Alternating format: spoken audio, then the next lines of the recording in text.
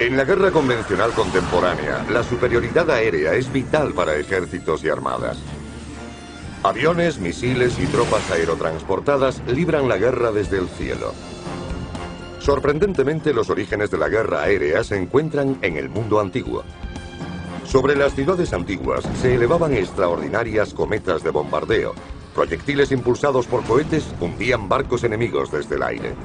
Expertos en balística crearon los primeros misiles tierra-mar que burlaban las olas e impactaban contra los cascos enemigos. Y a una altitud de 1800 metros, este paracaidista de grandes descubrimientos confía su vida a una réplica de un paracaídas de 500 años de antigüedad.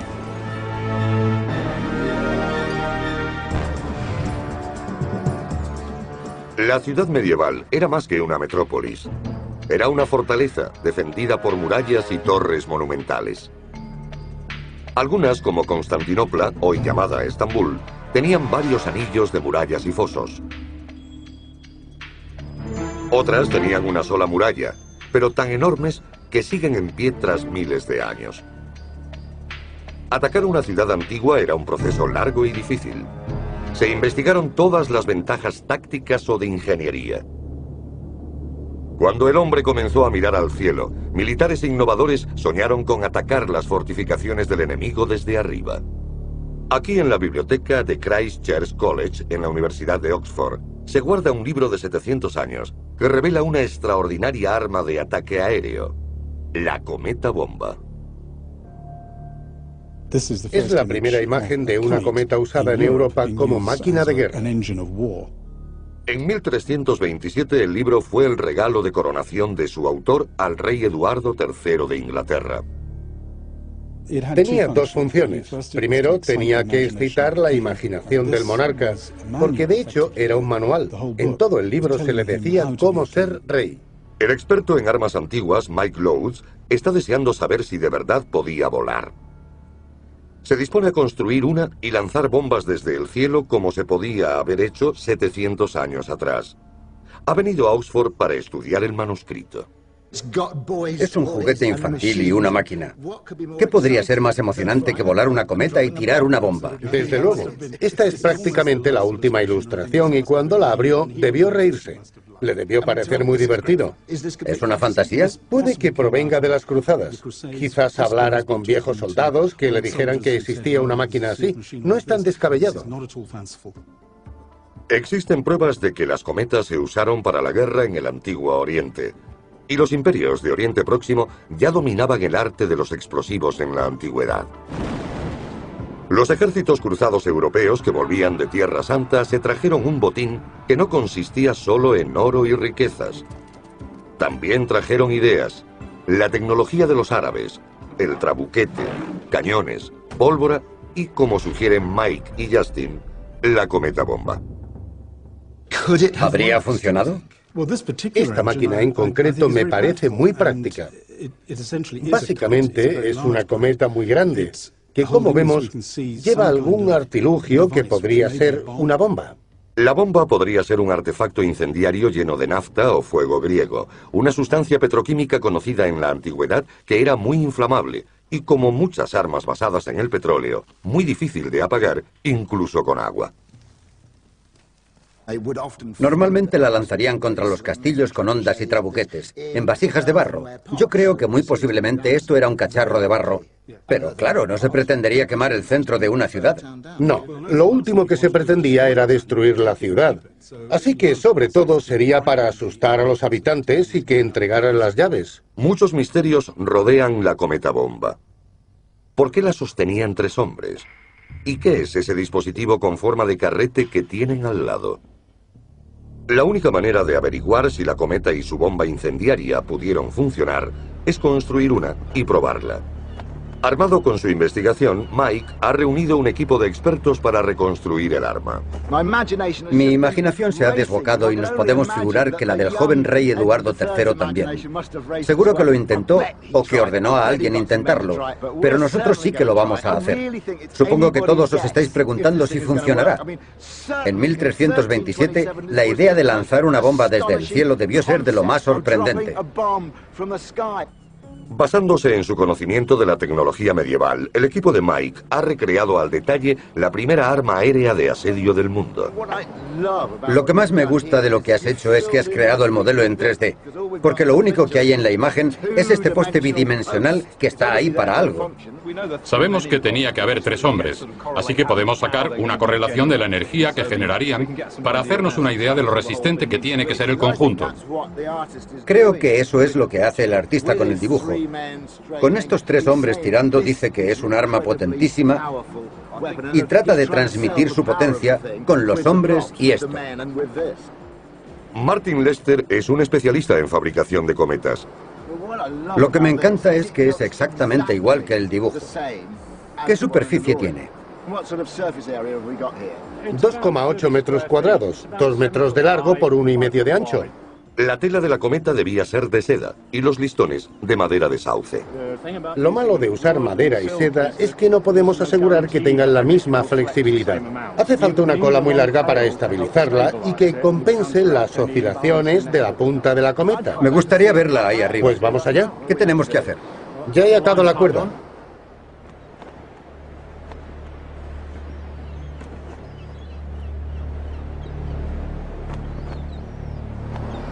Si quisieras elevar una carga de explosivos sobre una ciudad, ¿elegirías este diseño?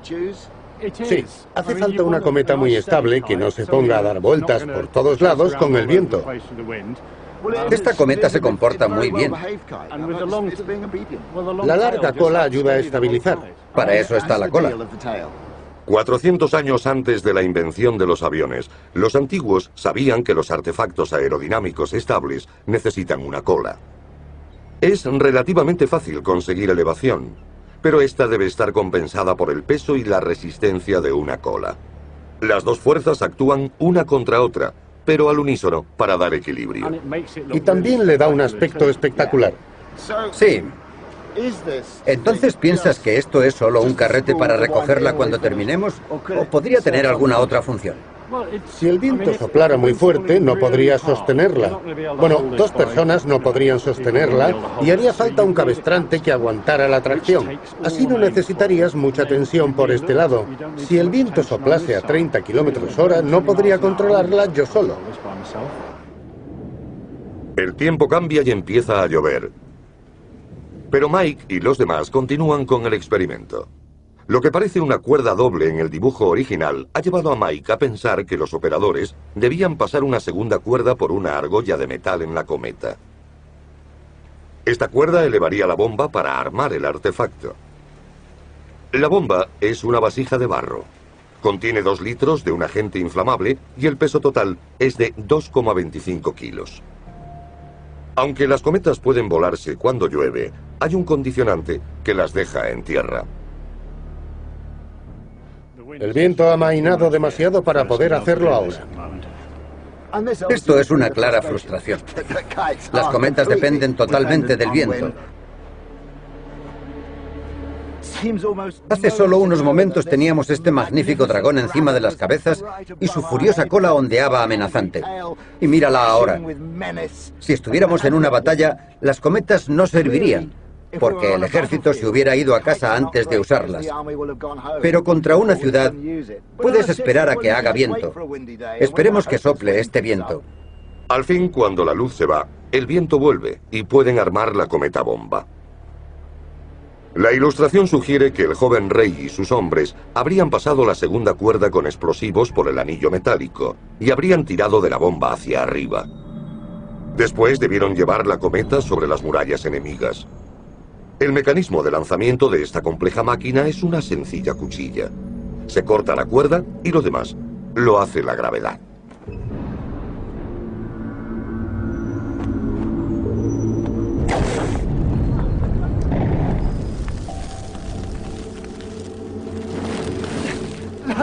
Mira, si está ardiendo en la arena mojada de una playa, también prendería una ciudad. Imaginad una ciudad medieval con techos de paja y casas de madera. Nuestra cometa funciona. Nuestra bomba funciona. La puntería es buena. Sería un arma temible y terrorífica. La cometa habría hecho rendirse a ciudades enteras con sus habitantes presas del pánico. La historia no nos dice si la cometa bomba llegó a ser usada, pero este artefacto antiguo de ataque aéreo sin duda lo fue. No se diseñó para atacar ciudades, sino barcos, y fue una de las armas más eficaces de toda una guerra. ¿Su secreto? Lanzaba cargas letales, rebotando en el agua hasta los cascos de los barcos enemigos. En 1452, el sultán turco Mehmed II se dispuso a asediar la gran ciudad de Constantinopla. Muchos pensaban que era inexpugnable al estar protegida por 22 kilómetros de murallas de 4,5 metros de espesor. Pero esto solo hacía al sultán desearla más. Su padre había asediado la ciudad, su abuelo también. Todos sus antepasados habían intentado conquistar Constantinopla y él anhelaba ser el que lograra esa hazaña. Para conseguir lo que tantos no han podido, Mehmed se dio cuenta de que antes tenía que debilitar la ciudad cortándole el abastecimiento. Para ello, debía controlar la vía principal de suministros, el Bósforo. Constantinopla tiene conexiones ideales por mar hacia el Mediterráneo y el Mar Negro. Y sus rutas marítimas eran esenciales para su prosperidad y su seguridad. Mehmed llevó a cabo su plan inmediatamente. Decidió construir una gran fortificación para cortar la navegación por el Bósforo. En el punto más estrecho del canal construyó un castillo llamado Rumeli Hisar, frente a la fortaleza turca más antigua de Andaluhisar. Juntas, las dos fortificaciones controlaban todo el tráfico del estrecho. Para impedir que los barcos lo atravesaran, Mehmed se sirvió de sus cañones. Muy conocido en los campos de batalla de la Europa medieval, el cañón era un arma poderosa que podía disparar una bola de piedra a 900 metros. La artillería pesada de Rumeli Hisar fue emplazada justo en la orilla para disparar horizontalmente a través del estrecho. El resto del castillo es en realidad la defensa terrestre y la base de suministros para estas vitales piezas de artillería. Rumeli Hisar fue la primera batería artillera fortificada. Pero había un problema. Hundir un barco a 30 metros con una bala de cañón a distancia es más difícil de lo que parece. Tradicionalmente, el único modo de incrementar el alcance es en arco. Si se dispara hacia arriba, la única oportunidad de darle al barco es cuando caiga y probablemente impacte sobre la cubierta y no en la línea de flotación, que es lo que lo hundiría. El relato de un testigo proporciona una pista sobre cómo los artilleros turcos resolvieron este problema. Las fuentes históricas describen que las balas se disparaban como no se había visto antes. Tiraban inmensas piedras redondas que iban sobre la superficie del mar como si nadaran. Según algunos, esto demuestra que los turcos descubrieron el arte del ricochet, una táctica balística moderna empleada por la Fuerza Aérea Británica en la Segunda Guerra Mundial, lanzando bombas de manera que saltaban sobre el agua para destruir diques nazis.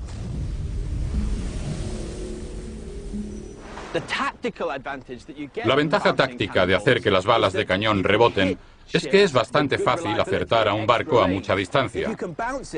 Al rebotar, recorre una distancia larga y le da al barco en el costado, cerca de la línea de flotación, causándole un daño fatal. ¿Pero realmente pudieron los turcos descubrir esta increíble táctica 500 años antes de lo que se pensaba? El físico Michael de Podesta y el experto en artillería Peter Beming están investigando en un campo de tiro militar en Dinamarca. Lo que tendría de novedoso sería la velocidad a la que se podía lanzar una cosa tan grande. Es exclusivo de la pólvora, no se puede hacer de otra forma. Luego necesitabas un ángulo bajo, porque si lo haces describiendo un arco, no funciona. Tiene que ser una trayectoria inicial cerca del agua y muy rápida. Para investigar sobre este principio, Michael y Peter usan una réplica de un cañón de la misma época que las bombardas de Mehmed.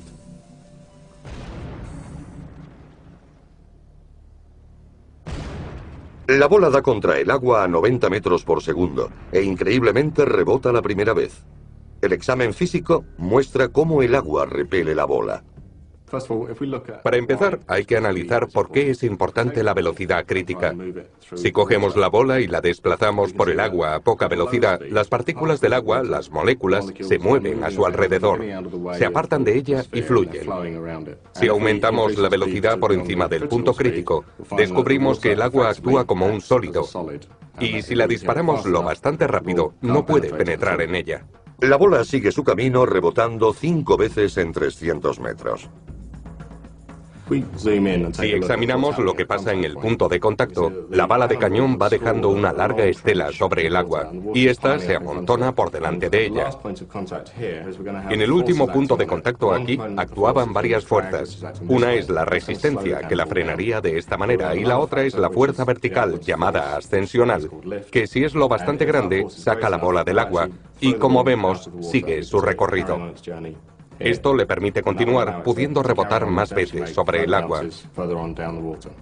Si la bala ha rebotado, pero no ha acertado al objetivo, cualquier barco podría haberse puesto a salvo. Los resultados indican que hay que volver a calcular la elevación del cañón. La dirección era muy estable, pero ha subido demasiado. Antes de bajar y rebotar. Un tiro precioso, pero ahora tenemos que corregirlo. Puede que con medio grado menos. ¿Medio grado menos? Hay que bajarlo un poquito. Bajarlo un poquito, sí, pero no mucho. Una vez ajustado, vuelve a dispararse el cañón. La bola puede verse claramente rebotando sobre la superficie del agua otra vez. En esta ocasión, alcanza el objetivo abriendo un agujero de 15 centímetros. Ha sido asombroso y hemos tenido suerte. ¿Tú qué dices? ¿Por la parte de abajo? Ha ido a dar contra el agua justo delante del objetivo. Y ha rebotado 5 o 6 veces. Sorprendente. Sí, eso he visto. La investigación ha demostrado que las balas de cañón pueden rebotar en el agua y alcanzar un objetivo. Sin duda alguna, podían hacerlo. A nosotros nos han hecho falta solo unos disparos para hacerlo bien, de modo que podían. Esta táctica se puso pronto a prueba en el Bósforo. El 25 de noviembre de 1452, 3 meses después de finalizar el castillo de Rumeli y Hisar, un mercante veneciano se negó a detenerse y le dispararon. ¿Te puedes imaginar lo que sería estar en un barco y ver que te han disparado esto? Tardaría bastantes segundos.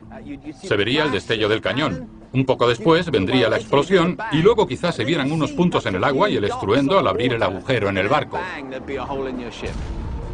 El barco se hundió y sus 30 tripulantes fueron ejecutados.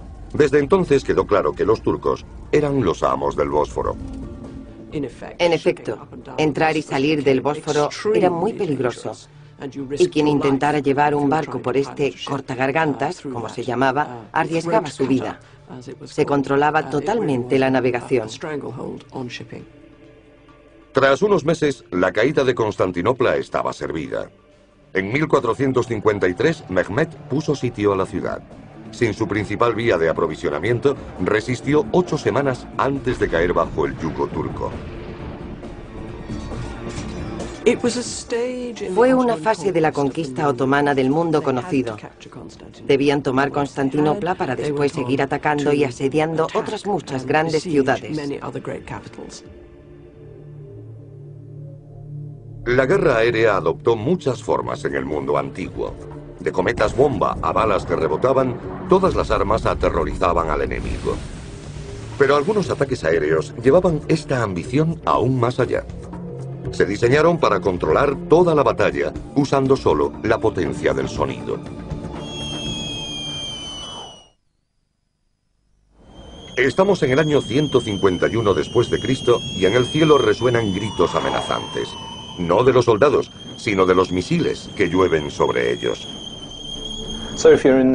Al estar en medio de una batalla y oír ese silbido agudo, ese sonido que rasga el aire, sabrías por experiencia que esas cosas iban a darte en una fracción de segundo.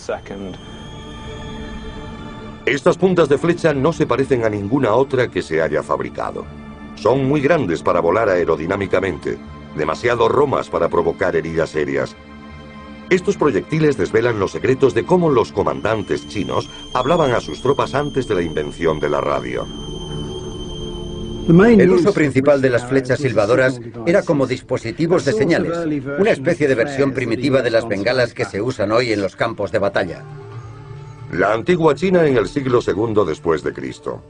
En las remotas extensiones de Mongolia vivía un pueblo nómada conocido como los primeros Khans de Xiongnu y guiado por un jefe guerrero llamado Miedum.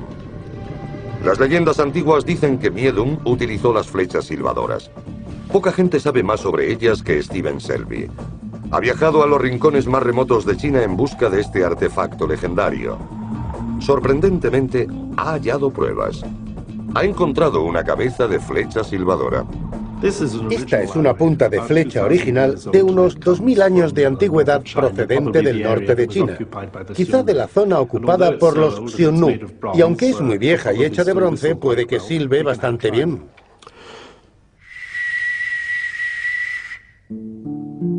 Las leyendas dicen que Miedum usó el sonido cortante de las flechas silbadoras para enviar señales a sus tropas en el fragor de la batalla.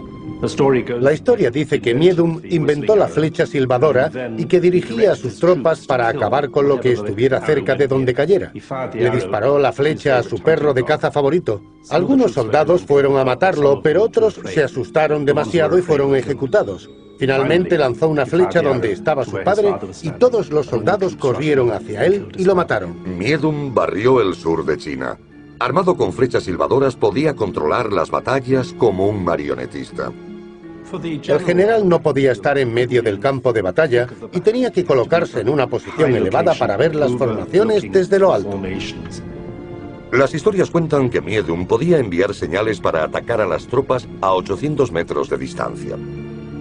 Pero un silbato de bronce como el que ha encontrado Steven, ¿haría realmente el ruido suficiente para oírse en el estruendo de la batalla? He pasado mucho tiempo haciendo órganos tubulares y silbatos y gaitas de diferentes tipos, así que averiguar cómo funcionaban exactamente estas cosas era un reto muy interesante. Básicamente es como cualquier silbato, hay una cámara de sonido que debía ser bastante pequeña para facilitar un sonido muy agudo. Cuanto más grande, más grave sería el tono. Richard ha logrado averiguar cómo se produce el sonido.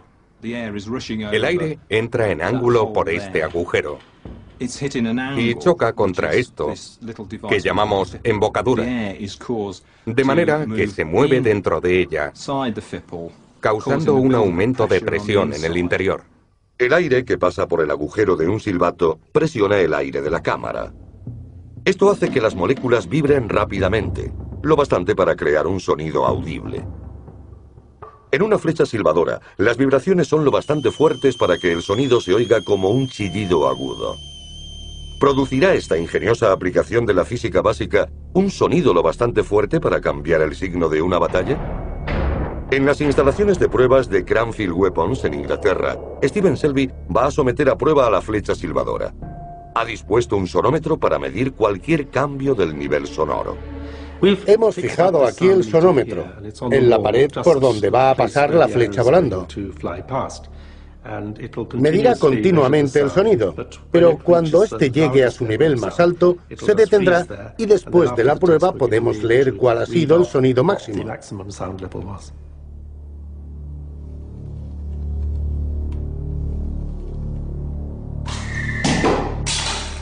La flecha de Richard ha producido un silbido fuerte.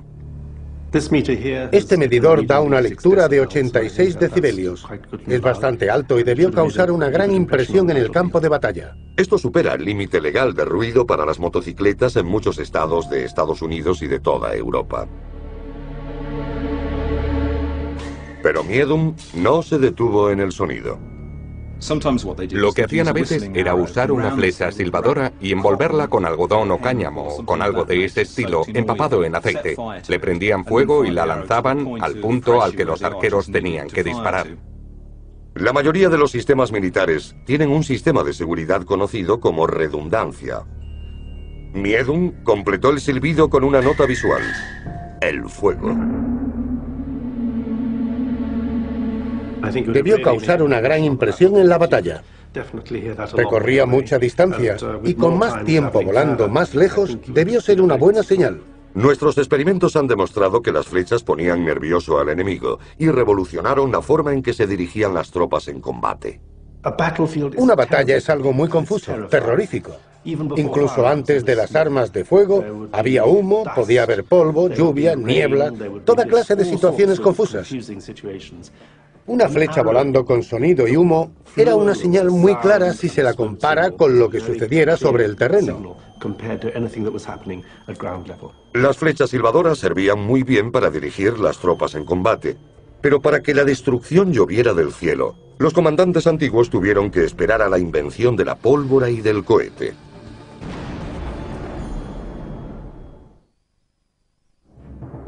Fue un artefacto que causó terror en las batallas de la China medieval. Un pájaro alado volando a una velocidad sin precedentes. Se llamó el cuervo volador mágico.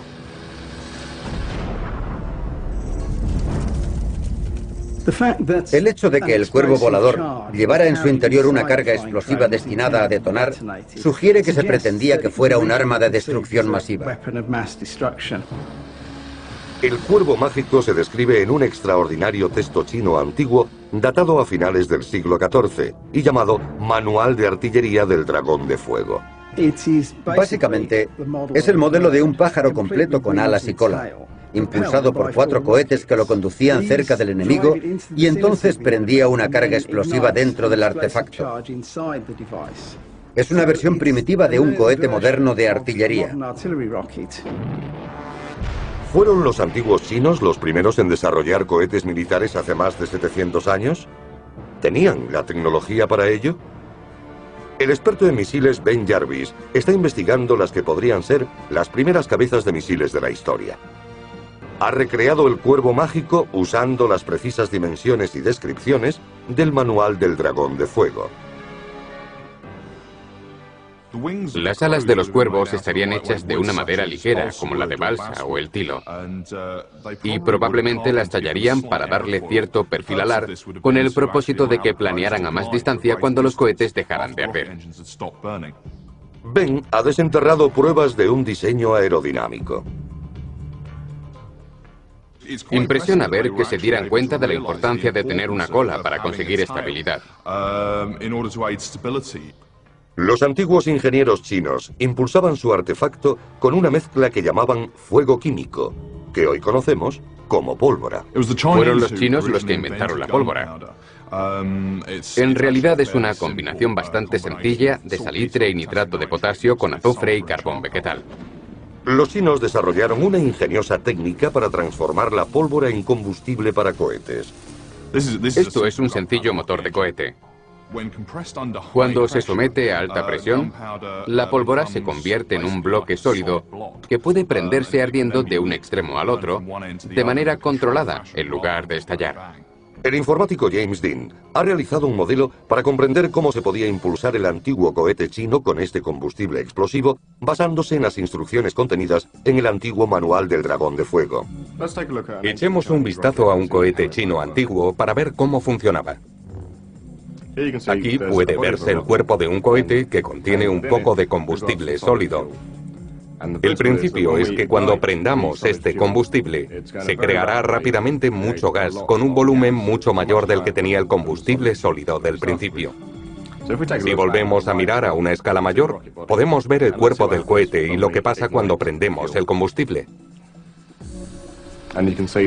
Como se ve, produce mucha presión en el interior, de manera que el cuerpo presiona el gas y lo expulsa por detrás.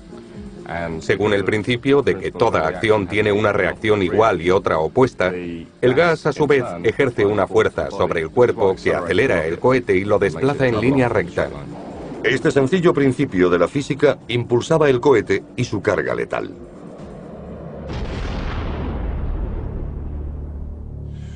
Los cuervos eran huecos construidos con bambú y estaban llenos de pólvora, probablemente en una mezcla bastante gruesa, para que cuando la llama de la mecha de los cohetes llegara a ella, provocara una gran bola de fuego que hiciera arder el objetivo.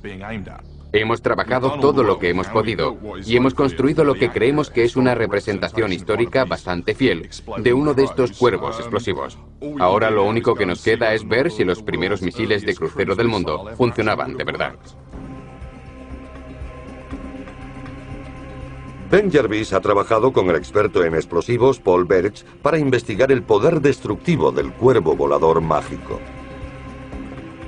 Vamos a hacer esta primera prueba sin la cabeza explosiva del cuervo, principalmente porque es un cohete con una forma muy inusual y cualquier cosa con alas puede ser muy errática de por sí. Así que antes de meter los explosivos queremos lanzar uno, ver cómo vuela y hasta dónde. Y luego haremos los ajustes antes de aumentar el nivel de peligro que supone ponerle una cabeza explosiva.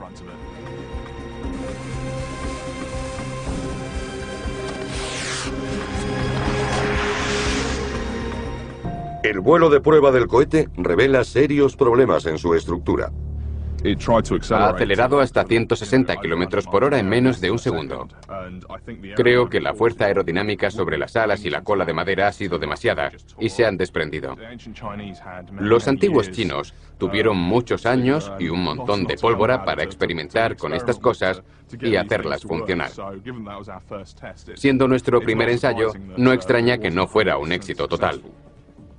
Ben espera que cohetes menos potentes sean más estables. Ahora cada motor tiene solo la mitad de la pólvora que antes. Se prepara para una prueba con una carga explosiva. Ha colocado un blanco de 6 metros de ancho a 40 metros de distancia. Creemos que con estos motores más ligeros que usamos ahora, conseguiremos un vuelo adecuadamente recto.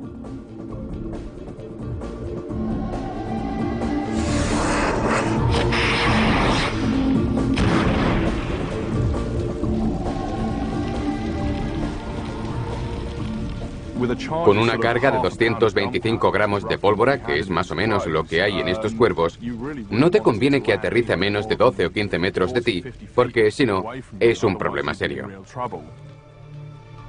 7 siglos después de la primera descripción del cuervo mágico, Grandes Descubrimientos ha desvelado la desoladora verdad que oculta la leyenda del pájaro bomba.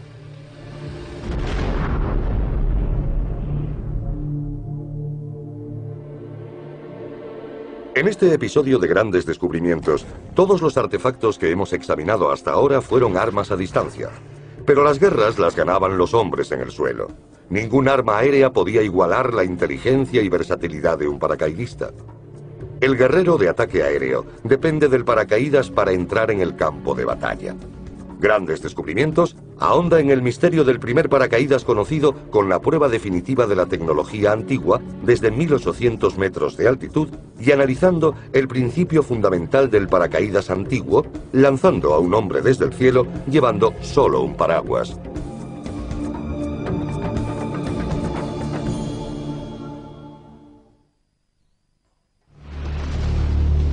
Yale Webster, paracaidista británico, está a 1800 metros sobre el suelo.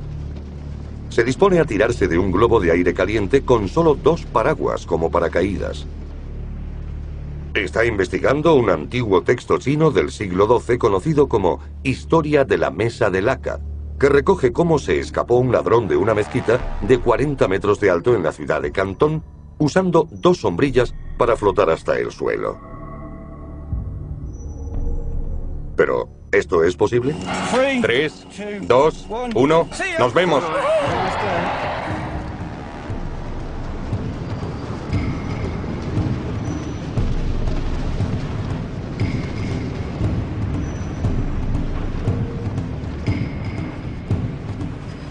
Tras descender 30 metros, Jay se ve obligado a desplegar su paracaídas cuando ceden los paraguas.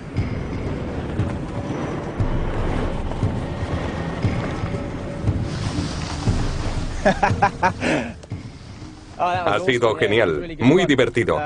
Los paraguas han durado mucho más de lo que creía. La razón principal de que los paraguas funcionaran durante 30 metros es que crean una resistencia al aire antes de ceder ante las grandes fuerzas que actúan en un descenso a 190 km por hora. Al crear una fuerza opuesta a la gravedad, los paraguas han ralentizado la caída de Jay. Este es el principio, que siguen los paracaídas redondos modernos y posiblemente habrían salvado la vida del ladrón chino al caer desde lo alto de la mezquita. Pero este no sería el único intento humano de conquistar los cielos en el mundo antiguo. En 1617, el primer ensayo de un paracaídas conocido en el mundo que tuvo éxito se llevó a cabo desde un edificio de 4 plantas en Venecia, Italia. El paracaídas fue construido por el inventor croata Fausto Verancio. Casi nadie ha oído hablar de él. Ha sido ahora cuando ha salido a la luz y creo que se merece mucho más reconocimiento. Pero hay mucho misterio e intriga en torno a este extraordinario hito en la búsqueda del hombre por conquistar el cielo. Aunque Verancio dejó un diagrama claramente impreso de su paracaídas, no citó los materiales que usó y cómo los unió unos a otros. Esto ha provocado que muchos investigadores duden de que Verancio fuera el primer paracaidista de la historia. La investigación continúa para comprender cómo Verancio pudo triunfar donde otros inventores antiguos fracasaron, como el mayor de todos los inventores y artistas del Renacimiento, Leonardo da Vinci. En el siglo XV, Leonardo imaginó y dibujó lo que generalmente se considera el primer diseño de un paracaídas. Pero no hay pruebas de que Leonardo lo construyera o lo probara. Ha quedado solamente un dibujo confinado en las páginas de la historia. Un siglo después, Verancio hizo su propio diseño de un paracaídas, posiblemente influenciado por el dibujo de Leonardo. Cualquier cosa lo pudo haber inspirado. Puede que viera a alguien saltando de un edificio en llamas, lo que no sería agradable. Y quizá lo inspirara, porque para desarrollar esto tiene que haber cierta inspiración. Debió haber una necesidad o no lo habría diseñado, construido y saltado con él, porque sí. Creo que habría una necesidad y que su experiencia al ver a alguien saltar de una gran altura sería bastante fea. Así que debió tener muchísima inquietud. Usando la ilustración, el paracaidista Ray Armstrong y el fabricante Alex Flint intentan recrear y probar el paracaídas de Verancio. Uno de los mayores retos que hemos tenido ha sido la simplicidad de los dibujos y averiguar cómo se pudo construir. Por ejemplo, sabemos que saltó con él y sobrevivió, así que ciertas cosas debían estar en su sitio. Lo importante era seguir de una pieza cuando diera contra el suelo. En el siglo XVII, Verancio se enfrentó al reto de encontrar materiales ligeros, pero resistentes. Basándonos en los dibujos disponibles de Verancio, hemos visto que es básicamente una estructura de madera con una cubierta de tela. Nos hemos decantado por el bambú porque es ligero y resistente, y se disponía de él en la época. Para la tela, el equipo ha decidido utilizar jabutai, un tipo de seda ligera y fuerte y comparable con la que podría haber tenido Verancio en el siglo XVII. Pero los paracaidistas necesitan una interpretación sensata y razonable de lo que el dibujo no explica. El problema que tenemos es que si la atamos, la carga se concentraría en un punto. Algunos interpretan que estaba cosida a los filos, pero la carga se concentraría en un punto. Y eso debilitaría el paracaídas y podría desintegrarlo durante la caída. Una cosa sencilla que podemos hacer es una costura. La hemos construido para que las varas puedan introducirse en ella y repartir la carga por todos los lados del paracaídas. Según las fuentes históricas, Verancio aterrizó con éxito con su paracaídas desde un 4º piso, una altura de unos 60 metros. Pero si nuestro investigador no tiene el mismo éxito, se podría matar. La solución es probar el paracaídas a una altitud mucho mayor, desde la que el paracaidista tenga tiempo de abrir uno de reserva. El objetivo es comprobar si el paracaídas resiste los 60 metros necesarios para que Verancio aterrizara sano y salvo. Amanece el día de la prueba. El paracaídas de Verancio no se ha enfrentado al cielo desde hace 500 años. El equipo está trabajando acoplándolo a un globo de aire. El globo elevará el paracaídas y a Ray a 1800 metros sobre la superficie y hacia lo desconocido. Hay ciertas variables que desconocemos totalmente. Tengo mucha experiencia montando paracaídas y estoy acostumbrado a telas fabricadas con técnicas modernas que dan el mejor resultado. Esto ha ampliado mi comprensión de los materiales. Habrá cosas que no hemos tenido en cuenta, como que estamos suspendidos de un globo y se empieza a mover, y no sabemos la tensión y las deformaciones que sufrirá. La seguridad de Ray estará en manos de Alex, que es el responsable de acoplar el paracaídas al fondo de la cesta del globo. No hemos podido probar el equipo. Las cañas de bambú que forman la estructura del paracaídas son un material natural. Sabemos que es fuerte, pero es difícil cuantificar su fuerza porque es natural. Hace 500 años, Venancio no sabía si el paracaídas detendría su caída o se descompondría y lo enviaría a la muerte. Podrían fallar muchísimas cosas. Esperamos no haber olvidado nada. La mayor preocupación del equipo es si el armazón de seda y bambú soportará la enorme fuerza de la resistencia del aire. La verdadera prueba de este paracaídas será si logramos caer durante 5 o 10 segundos y permanece intacto. Entonces, será un éxito porque habría sido tiempo suficiente para frenar la caída y sobrevivir. Una parte crítica para el equipo es el despegue. Tenemos que levantar el globo del suelo, poner el paracaídas debajo y a Ray debajo del paracaídas. Antes de cada salto me pongo un poco nervioso.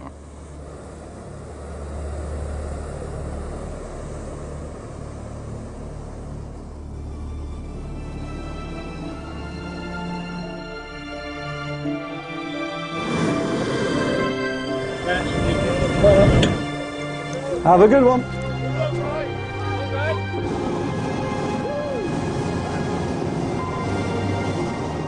El globo tarda 12 minutos en elevarse a 1800 metros. Si el paracaídas no se rompe durante 10 segundos después de soltarlo, significa que Venancio pudo haber sobrevivido. Ha llegado el momento de la verdad para el equipo. ¿Listo? Ready? 3, 2, 1, ya.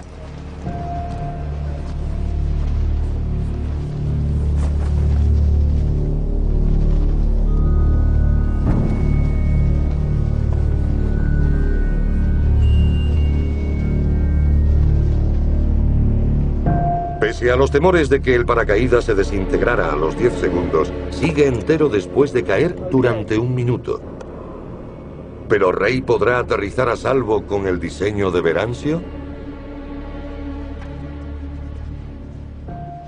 Entonces, Ray tiene un problema. El viento lo aleja de la zona de caída y lo lleva hacia unas obras. El paracaídas está a merced de los elementos. Por su propia seguridad y la de los que están en el suelo, Ray no tiene más remedio que abrir el paracaídas de reserva.